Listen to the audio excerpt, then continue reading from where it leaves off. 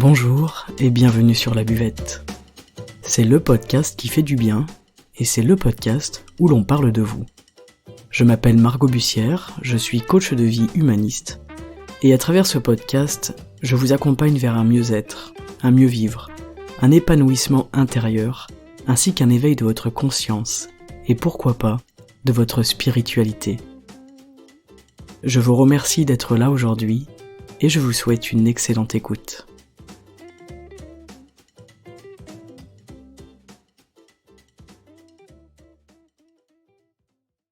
Bonjour à tous et bienvenue. Aujourd'hui, je voulais vous parler d'un sujet que je trouve vraiment intéressant, c'est de trouver sa place. Trouver sa place au sein de la société, de sa famille, de son équipe de travail ou dans une salle de cinéma. C'est un vrai choix et c'est un choix qu'on fait pas toujours de façon consciente. Comment est-ce que vous vous placez au restaurant? Pourquoi telle table et pas une autre? Ou au théâtre, pourquoi ce fauteuil et pas un autre? Souvent, la recherche d'un lieu, elle correspond à notre besoin de sécurité.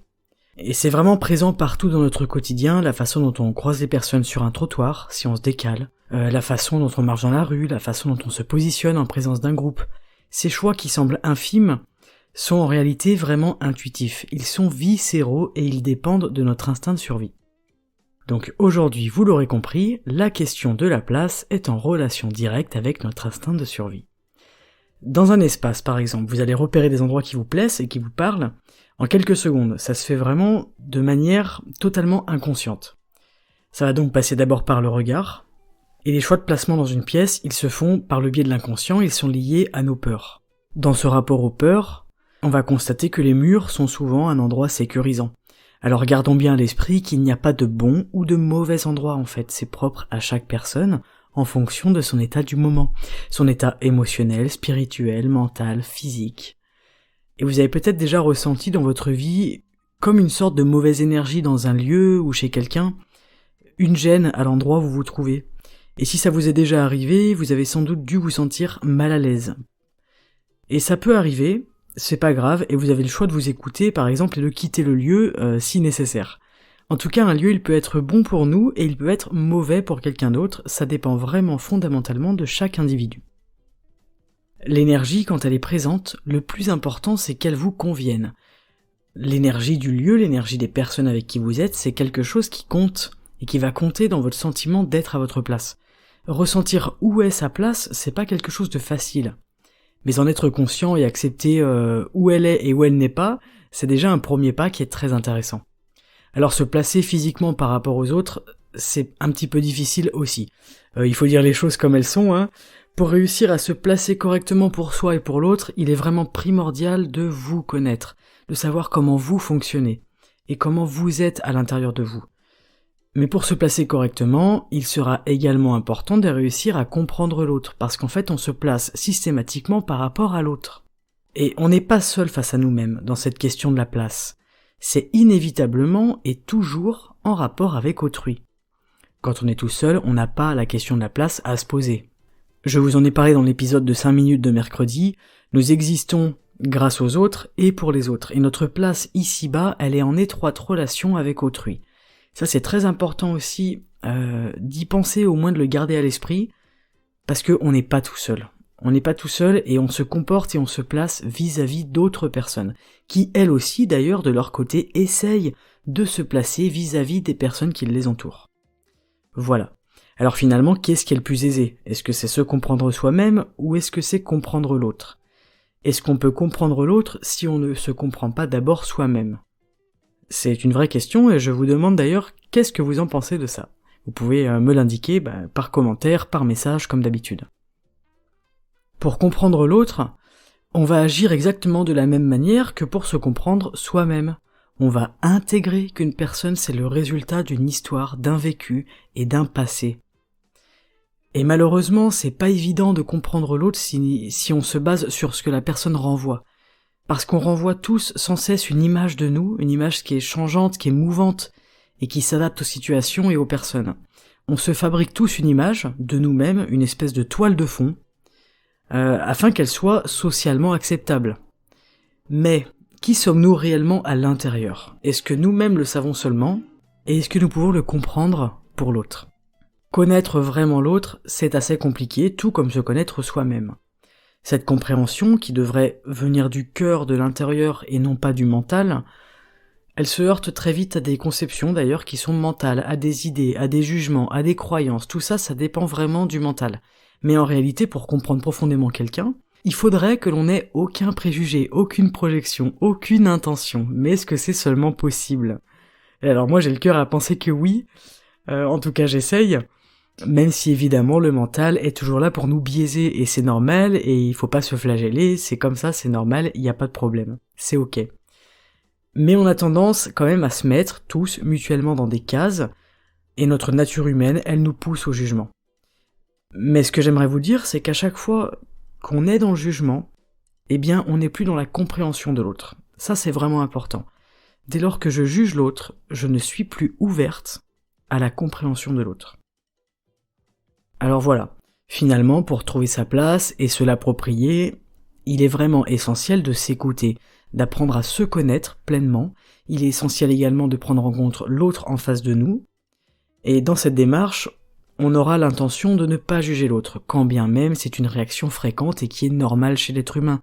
Encore une fois, il est inutile de culpabiliser ou de se reprocher, c'est tout à fait normal. D'ailleurs, le terme réaction nous indique bien que ce n'est pas quelque chose de contrôlé. Mais, je vous rassure, il est tout à fait possible d'en prendre conscience et ainsi de limiter au maximum nos réactions de jugement. On va essayer de comprendre celui face à qui on ne parvient pas à trouver notre juste place. Si on décide de fuir, c'est tout à fait possible, c'est un mécanisme très commun. Si on décide de fuir plutôt que de travailler sur notre place vis-à-vis de cette personne, le problème c'est que ce phénomène-là, il va se reproduire encore et encore avec d'autres situations et d'autres personnes jusqu'à ce que l'on comprenne pourquoi et sur quoi on doit travailler intérieurement. C'est vraiment la conception circulaire dans la vie, il y a des choses qui se répètent et c'est aussi une vision de l'apprentissage. En réalité, les situations elles se présenteront jusqu'à ce qu'on apprenne et dès qu'on aura compris et appris, elles ne se présenteront plus. Malheureusement, il y aura d'autres situations, mais j'ai envie de vous dire, c'est plutôt une bonne chose, parce que ça nous permettra aussi d'aller travailler tranquillement sur d'autres aspects de nous-mêmes pour vivre le mieux possible en société avec nos amis, notre famille, nos collègues de travail, toutes les personnes qui nous entourent au quotidien. Donc, c'est parfait, c'est une très bonne chose.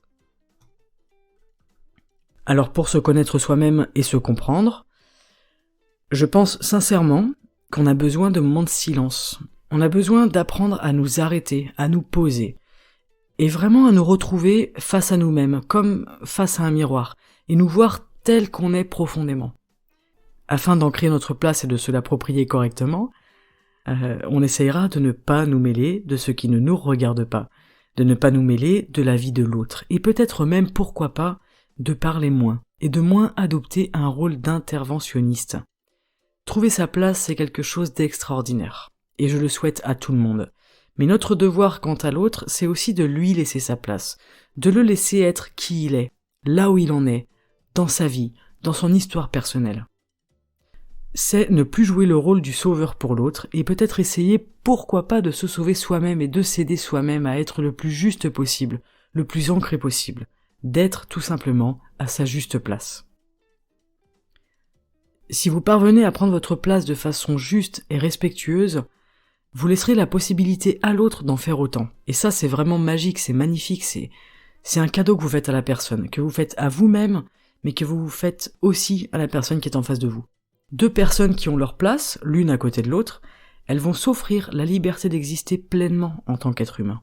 Alors je vous parle de ça aujourd'hui parce que moi-même, j'essaye de trouver ma place au quotidien, et je me rends compte que c'est pas forcément facile et qu'il y a des endroits où je ne sais pas vraiment la définir. Et dans ce cas-là, s'interroger sur l'autre, sur les personnes qui forment mon cercle social, c'est très intéressant et je dirais même que c'est primordial.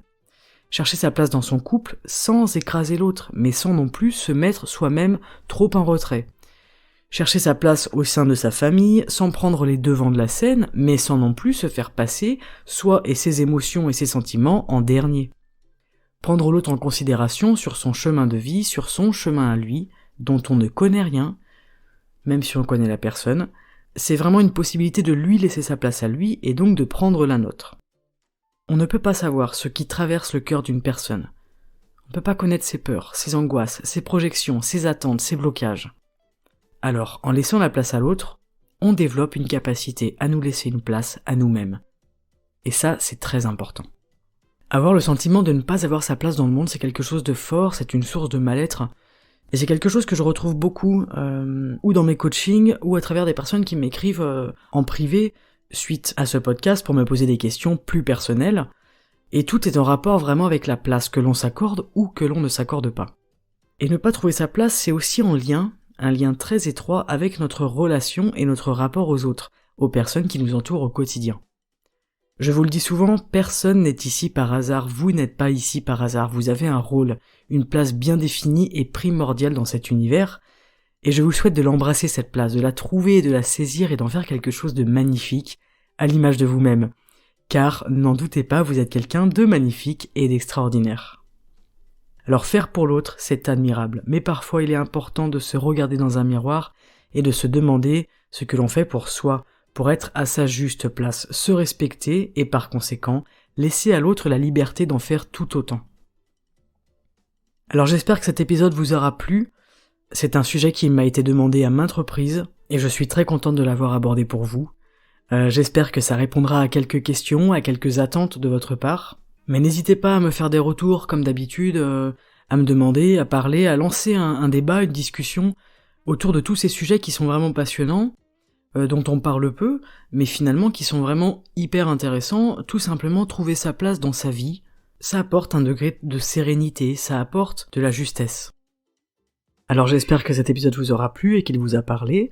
Et si c'est le cas, n'hésitez pas à le partager à vos amis, à vos proches, etc. comme d'habitude. Je vous invite à me retrouver sur les réseaux sociaux sous le nom Margot Bussière. Et pourquoi pas me laisser une petite note et un petit commentaire, c'est quelque chose de très important pour moi. Je vous remercie et je vous souhaite une excellente journée. On se retrouve mercredi pour un épisode en 5 minutes. En attendant, prenez soin de vous comme d'habitude et à bientôt sur la buvette. Ciao.